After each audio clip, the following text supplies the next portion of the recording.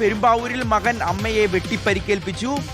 മേനക്കാട്ടിൽ വീട്ടിൽ അമ്മിണിക്കാണ് പരിക്കേറ്റത്. സംഭവത്തിൽ മകൻ മഹേഷിനെ കുറുപ്പുംപടി പോലീസ് കസ്റ്റഡിയിലെടുത്തിട്ടുണ്ട്. മദ്യപിച്ച മഹേഷ് അമ്മയുമായി വാക്കുതർക്കത്തിൽ ഏർപ്പെട്ടതിന് ശേഷമാണ് ഈ ആക്രമണം നടത്തിയത്. നിതിൻ സേവ്യർ വിവരങ്ങൾ നൽകും. നിതിൻ, എന്തായിരുന്നു ഇവർ തമ്മിലുള്ള പ്രശ്നം? അമ്മയുടെ പരിക്ക് ഗുരുതരമാണോ?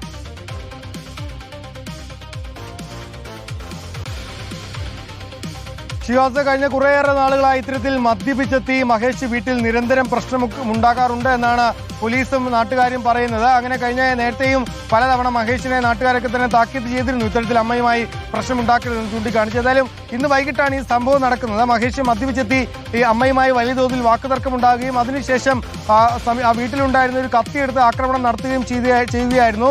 ഈ അമ്മയുടെ, അതായത് മേനേക്കാട്ടിൽ വീട്ടിൽ അമ്മിണി, 65 വയസ്സുകാരിയാണ് അമ്മിണി, കുറുപ്പുംപടി സ്വദേശിയാണ്. അമ്മിണിക്കാണ് വെട്ടേറ്റത്. തലയ്ക്കും കൈക്കും പരിക്കേറ്റിട്ടുണ്ട്.